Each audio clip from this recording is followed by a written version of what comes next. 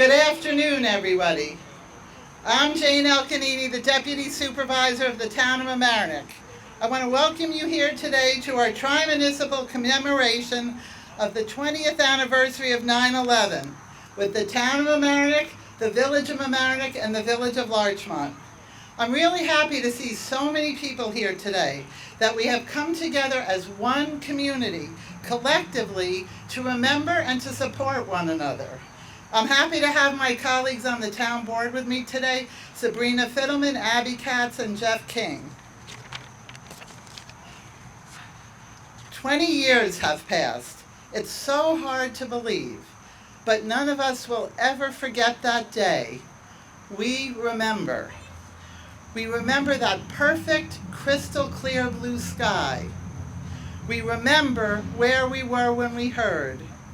We remember watching the towers fall.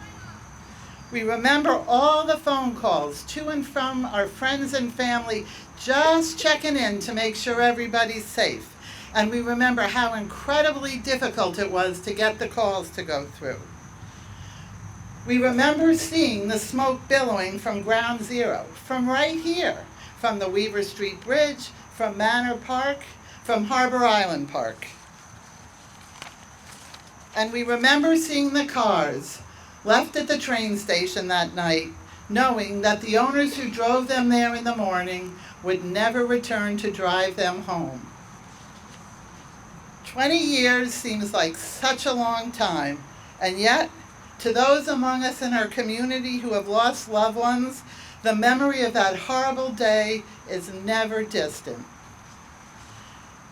And this year, in addition to our friends and neighbors who we lost on that horrible day and whose names will be recited later by the Boy Scouts and Girl Scouts, we join in remembering the names of those who we lost since 9/11 of 9/11 related illnesses. Just this past May, we lost our beloved Dennis Tortorella, a 50-year member of the Town of Mamaroneck Fire Department, to a 9/11 related illness. Dennis, just like many of you first responders here today, left the safety of our community and rushed down to the city with only one thought in mind, to serve. And you put the safety of others ahead of yourselves. We also remember how we felt on that day.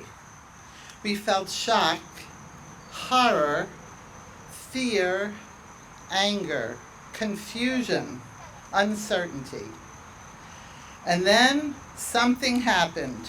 We came together as one community, as one nation. We reached out to help our friends, and we reached out to help perfect strangers.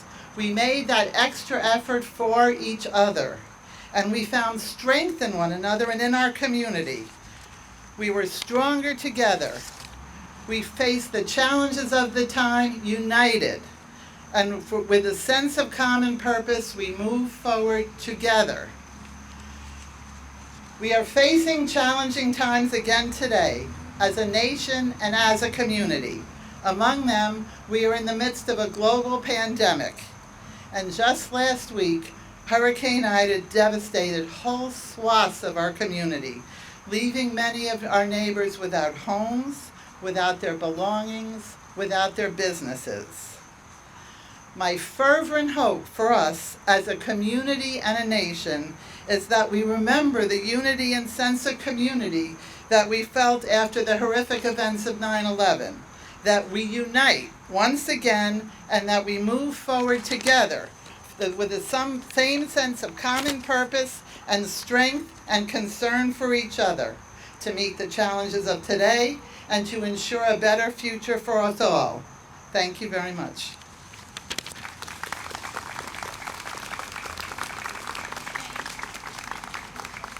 Okay, thank you. Now I would like to ask you to please stand for the presentation of the colors. I ask you to remove all non-religious headgear and join me in the Pledge of Allegiance.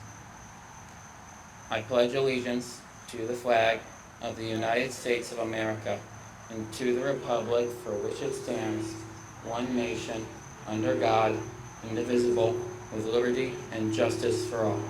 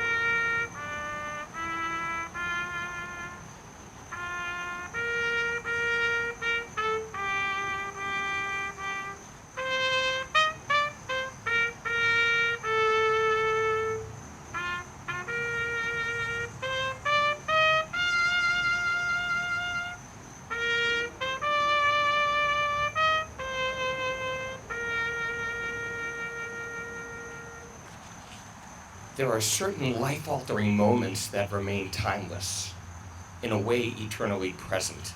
We knew just where we were when they occurred. Though you Girl Scouts are too young, JFK's assassination, the killing of the Reverend Dr. Martin Luther King Jr., when the Challenger turned into a ball of fire, killing all 7 astronauts on board. But 9/11 is different. It was a moment in time that changed our perception of time. We knew where we were and that we could never go back there again. A mass murder. 3,000 people taken from this world by terror. While we watched it all unfold, the pictures on our TV screens seemed too terrible, too horrific to imagine.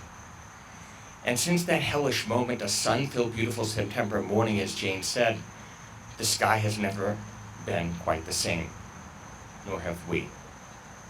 For as of that day, we have become witnesses. Witness to what was and to what we, humanity, must become. My teacher at Boston University 40 years ago, our teacher, who survived the dark camps the night of Auschwitz and transformed memory into a testament of hope, Professor Elie Wiesel teaches, we each have blind spots. Just as every candle casts its own shadow, only when we place a second candle next to the first do the shadows disappear, illuminated by the other's light. The beginning of being a witness is in knowing we can and must do this for one another. We bear witness to the 2,977 taken tragically from this world on 9/11, the firefighters, police officers, first responders, their courage, and likewise the unnamed folks, those helpers, courageous, selfless, who ran towards the collapse, losing their lives by remembering their undying light, sharing their life stories. We keep their love alive. And we transform their darkest of days into a legacy of hope by recognizing that the only way to conquer such senseless hate is by the indefatigable power of love. Thus, by our bearing witness to the light of another, not alone a member of your family, but somebody you may not even know, feeling the pain of her life struggle, celebrating his life success, not because they're yours, certainly not because we look the same or vote the same or believe in the same way, but because we hold dear the dignity of difference. 20 years later, what have we learned? That the world is much smaller than we think. That what happens halfway around the globe yesterday impacts our health and well-being tomorrow. And that today and every day, we are here to bear witness to the heartache we've been through as a country, a community, and to the hope we yet share, that humankind will one day understand we are all of us part of the very same story. So with open hearts and outreaching hands, seeing the light in one another, may we collectively write a story, words woven together by love, that will be worthy of entry in God's book of life. Amen.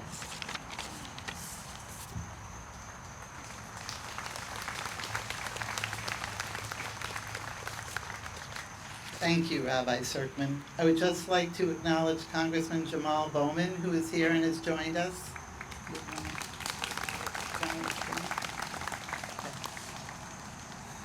Okay, then next I'd like to call the Honorable Kelly Winstrup, Deputy Mayor of the Village of Mamaroneck.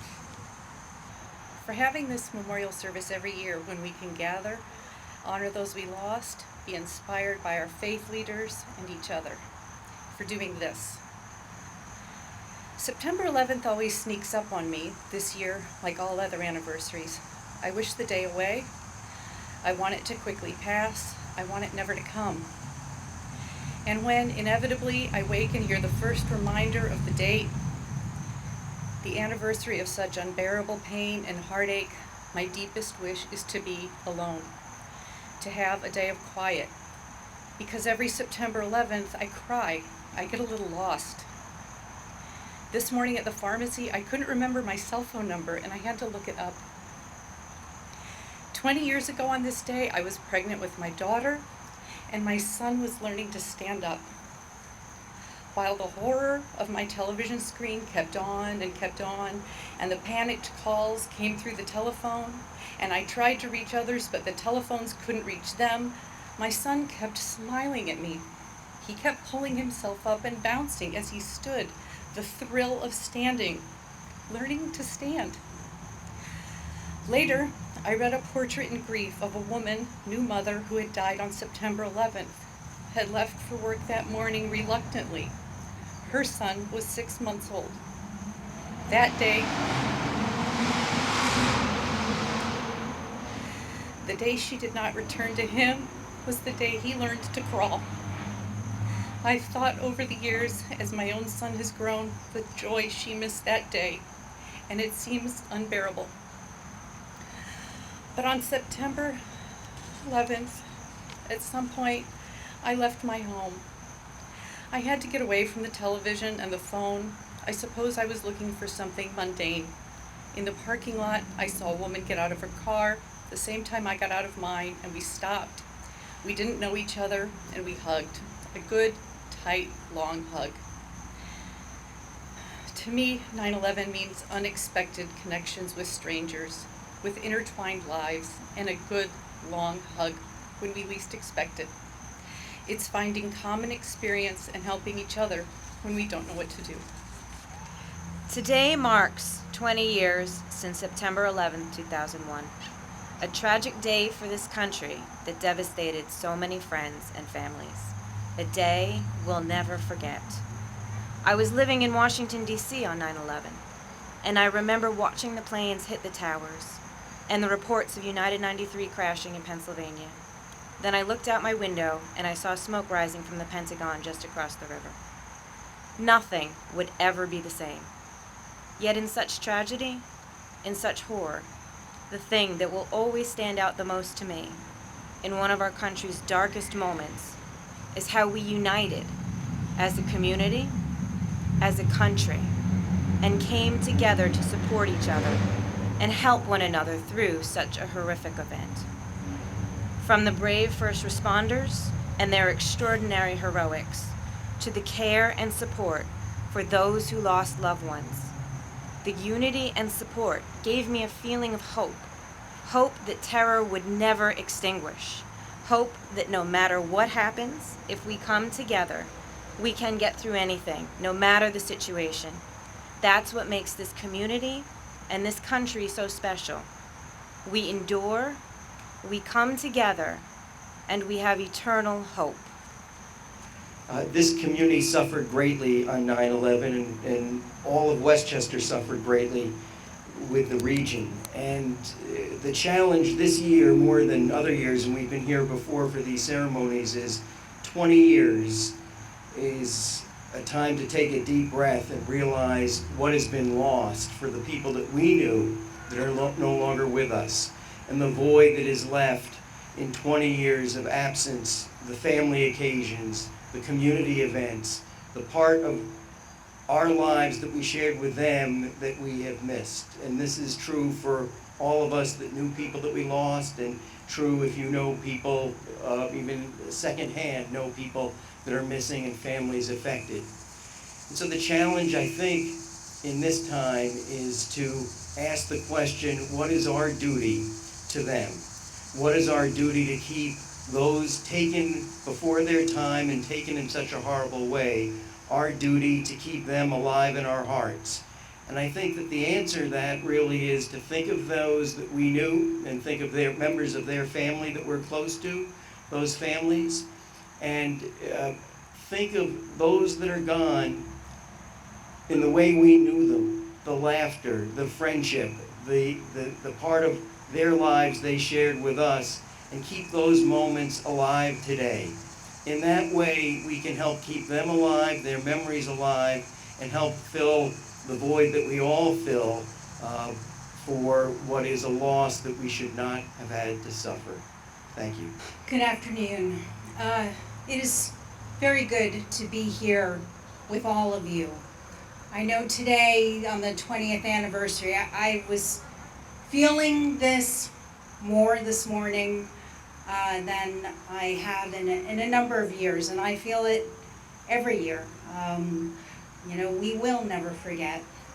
But to see so many of you here is very comforting, and it reminds me that on that day 20 years ago, when we saw really the worst of humanity when we were attacked, we also then saw the best of humanity coming together to help one another. First responders from Mamaroneck and Larchmont who went in to the city and chose on their own to be there to volunteer. We saw throughout Westchester people doing amazing things to help one another, to help comfort, to help make sense of what had just fallen on our community here at home in New York, in America. And we remember today that we can get through these times. We have been challenged most recently during times with COVID and now with Hurricane Ida, that we will come to help each other. That is the best of humanity. And since I always love the fact that there are so many children that come to this memorial service, for the children to know that this is how you help one another. You come together and you reach out and you are there in the future. And it's a wonderful lesson that you're learning. Thank you very much. And I just want to say, by the way, I was at the Westchester Rising. I know Senator Shelley B is on her way over. We just unveiled today for the first time, not only do we have the Rising, which is in honor of the 123 Westchester County residents that lost their lives on 9/11, but we now unveiled a new memorial wall to the first responders who have lost their lives since 9/11. Thank you. Like those who came of age after Pearl Harbor, the 9/11 generation also had to grow up during a war. Evil came to America, and America responded. 20 years is a long time, but the feeling that most Americans experienced on that Tuesday morning in September are still remembered by those old enough to have understood the significance of an attack on our homeland. Shock, sorrow, anger, strong emotions that quickly turn to resolve. 9/11 ushered in a new level of patriotism. We see our flag and patriotism make their traditional comebacks on Memorial Day, the 4th of July, Veterans Day. We experience moments of unity following domestic and international terrorism attacks. We are inspired by the service of healthcare workers, volunteers, and first responders throughout the COVID-19 pandemic. This is a tragedy. In this tragedy, This is a tragedy that we can all create for those lost 9/11. This is a legacy that we can all create for those lost on 9/11. Healing, reassurance, comfort, tolerance. These qualities run counter to the inhumanity exhibited by terrorists. These traits, combined with a commitment to prepare for and prevent future attacks, will truly honor all those lost. We will never forget, we will always remember. God bless the brave souls of 9/11. God bless our troops. God bless America. Okay, so I think we'll move on to the reading of the names of those who we lost on September 11th. I'd like to call Aiden from the Boy Scouts and Lily from the Girl Scouts. First name is Helen Bilofsky. J. Howard Bolton Jr., Douglas G. Karploff, Maurice P. Kelly, Helen Crossan Kittle, and Patricia Helen Kittle. Thank you.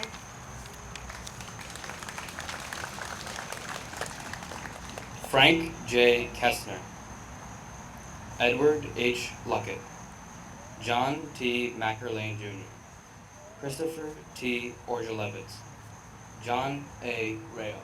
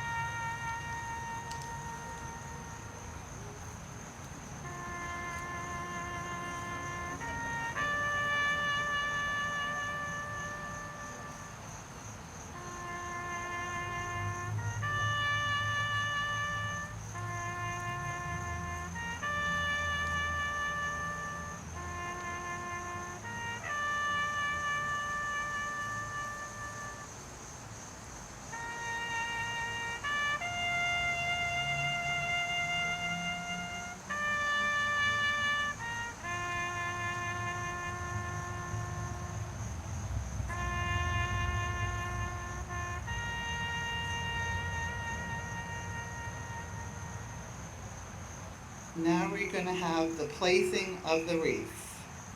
I'd like to call the Town of Mamaroneck first.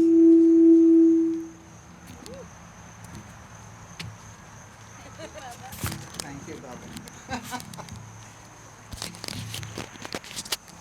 That's good. I'd like to call the Town of Mamaroneck first.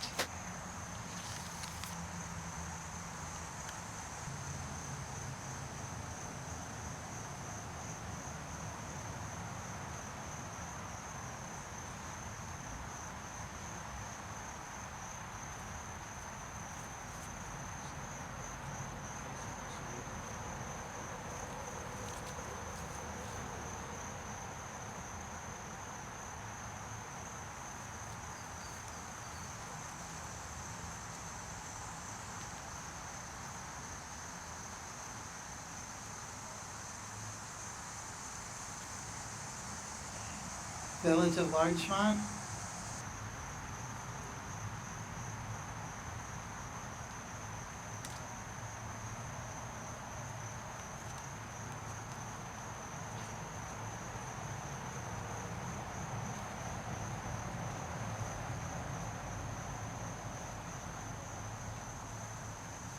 Village of Mamaroneck.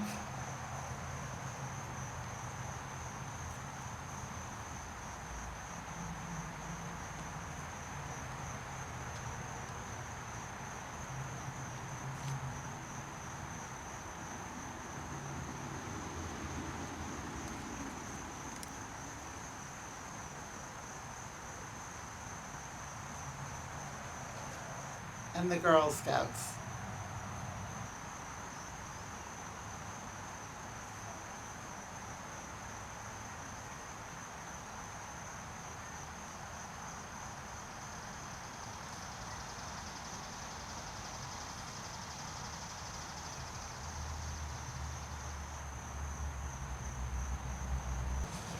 Thank you for donating those beautiful wreaths. Now I'd like to call the Girl Scouts who are going to lead us in singing God Bless America.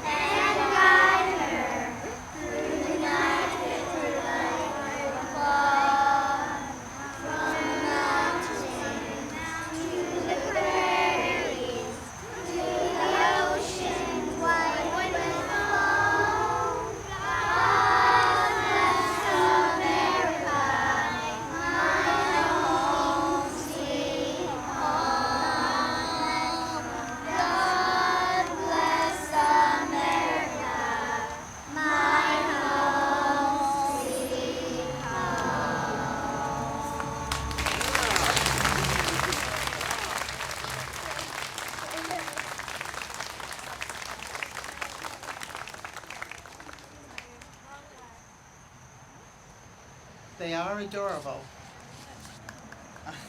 Now I'd like to ask the Reverend Lisa P. Mason from St. John's Episcopal Church to lead us in the benediction.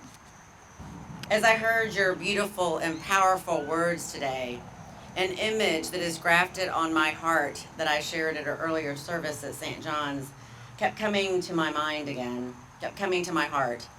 And that is shortly after 9/11, when we could get into St. Paul's Episcopal Chapel, which was adjacent at that time, there was a liturgical vestment. We call it a chasuble. The Episcopal Church likes to name things. Chasuble. And it's used when breaking bread together to help us remember who we are and to whom we belong. And the chasuble that stood in that chapel and still does was covered with badges of firefighters. Firefighters from literally all over this country. I never can tear myself away from it. From very small towns to huge metropolitan cities, it was so loaded down, it took hours to pick out the names of the towns. One of them was from my hometown at that time, Corpus Christi, Texas. Firefighters came from Canada, from other places outside of the United States. And I stood there and thought, if we could always remember that we are called to be a people who come together. Because when we come together, we can do incredible healing, incredible bringing of light, incredible grieving together, incredible journeying, and incredible love together. May we depart from this place, remembering those who lost their lives as a result of this horrific tragedy 20 years ago. May we never forget the importance of community and the blessings that occur when we intentionally live and move and have our being together in times of deep pain and loss, and in times of reconciliation and healing and rejoicing. Together with God's help, we can do infinitely more to heal division and to make a difference for good in this world than we ever can, forging our own individual path. And may we always be mindful that life is short and we do not have much time to gladden the hearts of those with whom we make the journey of life with. So be swift to love, slow to anger, make haste to be kind, and the blessing of God, who made us, who loves us, and who travels with us, be with you this day and remain with you forever. Amen. It's an honor to be here.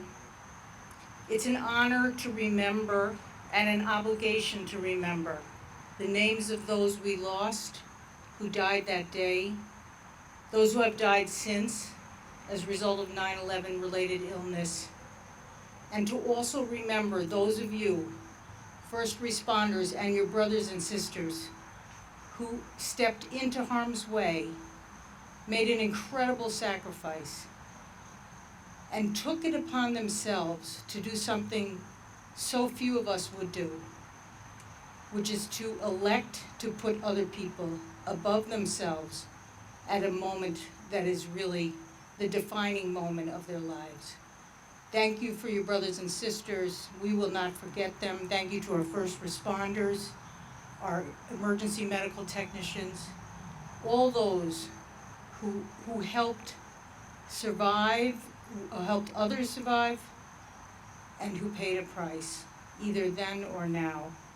We have an obligation to our next generation. I'm so glad to see you young people here, that 20 years from now, we'll be here remembering this day. It will not fade. It cannot fade. That is our obligation, never to forget. Thank you very much.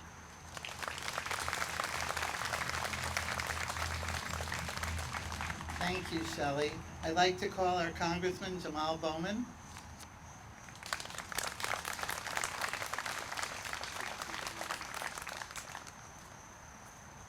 Good afternoon, everyone. It's great to be here with you all in love and in community. Today is a heavy day, and every year on this day, it's a really heavy day. 20 years ago, I was a second-year teacher, and I was much slimmer. I was in much better shape. Lived in Brooklyn, worked in the Bronx, and my mom lived in Manhattan. And 3.5 months prior to 9/11, this tragic, terrible day, I had the biggest joy in my life, which was the birth of my first child on May 30th, 2001. And then 3.5 months later, this horrible day happens. And, you know, everything was shut down. You couldn't get anyone on the phone. There was no way I was getting from the Bronx to Brooklyn. So I had to stay at my mother's house with my son and just kind of spent time with her and with him in complete disbelief. But also, quite honestly, it was the first time I ever went to bed at night in complete fear and terror, because I did not know if the attacks were going to continue. And watching the news all day, like many of you, I'm always in awe of, like, fire people who work for the fire department and first responders. They're like the Avengers to me. They're like heroes. And just watching what was going on the screen and just knowing that they literally ran into the building looking to save as many lives as possible, it's just beyond me. So I just want to recognize our first responders, and not just the fire department, but law enforcement officers as well. Can we please give them a round of applause for just their courage and bravery and their sacrifice? And you know, that evening was just, it's a blur. I don't even know what happened that evening or in subsequent days. But I remember just getting into just deep conversations with my friends and family about what can we do to make sure this never happens again. Not just in our country, but in different parts of the world. How can we live together as a human race in love and peace and joy with each other? And just 2 weeks ago, we finally pulled out of Afghanistan after being there for 20 years after this tragic event. So obviously we still have a lot more work to do when it comes to getting to a place of peace. But I think in this moment of great challenge in human history, a global pandemic, a hurricane that has destroyed and hurt so many in this community, this is the perfect opportunity for us to come together in love as a human race, so that we can put our minds and our hearts and our spirits together to figure out the best way forward for all of humanity. And I'm just honored to serve you in Congress so that we can do that hard work and that heavy lift together, so that 20 years from now we are not having the same conversations, and so that beginning tomorrow we can begin to turn the page and not be as divided as we have been over the last several years, and truly come together to move forward. So thank you all so much. It's an honor to be here, to honor the lives of those who have been lost. We will never forget them. We will always remember them, and we will remember all the lives that were impacted that day. Thank you all so much. And now, last but hardly least, our beloved county executive, George Latimer.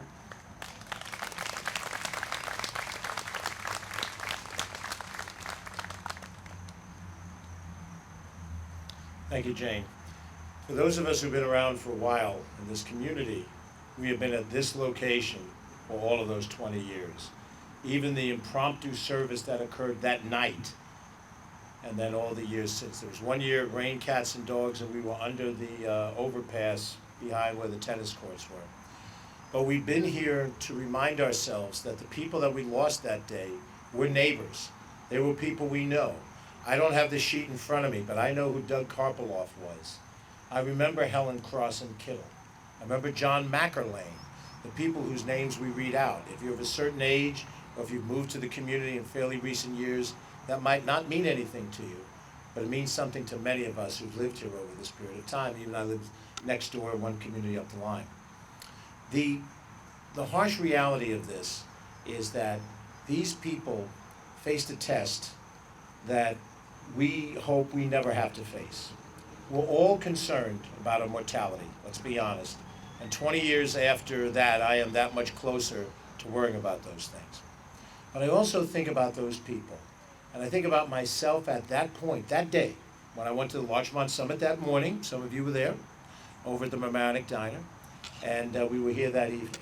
If that day had been my last day on this planet, I would never have seen my daughter graduate high school, would never seen her graduate college, or get her master's degree. I would have never been there for her wedding day, and I would have never have been there for the birth of both of her children. And that is exactly what those people on that day gave up. Now, the teams that I root for in sports, none of them have won a championship in those 20 years. Some of them are doing very badly right now. But we Ranger fans and Knick fans have hope eternal. But I still would have missed the fun of being with friends of mine at the LT, watching sporting events where I'd hoped that my teams would win. Or the times that I've been at fire department events in the Weaver Street, in the basement of the Weaver Street Firehouse, or at one of the swanky clubs that I couldn't get into unless I was going with the Mamaroneck Town Fire Department for their inspection dinner. And so many joys in life that I've lived in these 20 years, they were denied. That's the sacrifice they made. And when you layer onto it the moment, the horrible moment of being 100 floors above Manhattan and knowing there's no way you can get out, is incalculable. We don't even want to think about it, how horrible that is. That's what they faced.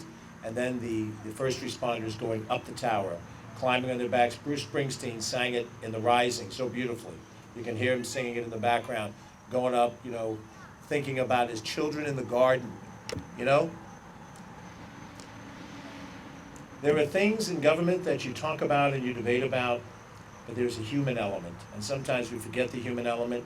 And if we can focus on that human element, the sacrifice that these people made, then we maybe can forget the fact that we have our disagreements. And disagreements are fine in a democracy, but we're still all neighbors. We're still all Americans. We're still people who inhabit the same piece of earth at the same time. We have the same fears, we have the same joys, and we have the same ability to laugh at each other or to turn on each other.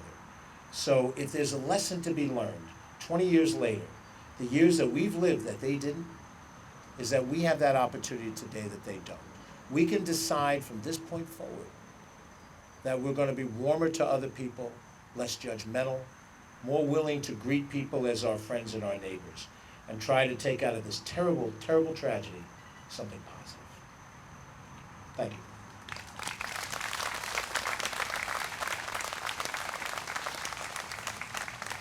Thank you, George. I want to thank all of you for joining in our community commemoration today. I also want to thank everyone who participated, particularly the scouts, the vets, and the members of the fire, police, and ambulance corps. I have to offer up a big,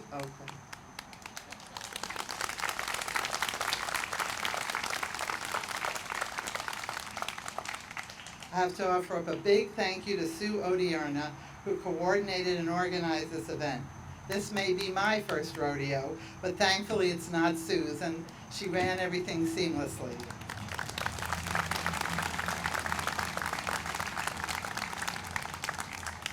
I want to thank the Town of Mamaroneck Highway Department, led by John Barretto. In addition to working non-stop since Ida, clearing out our community and our neighboring communities, they worked so hard to make this park beautiful for us today.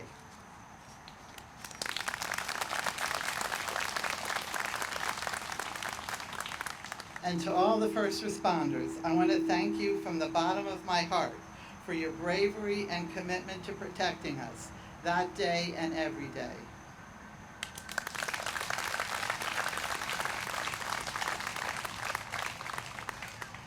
My hope is that we leave here today feeling comforted by and proud of our incredible community.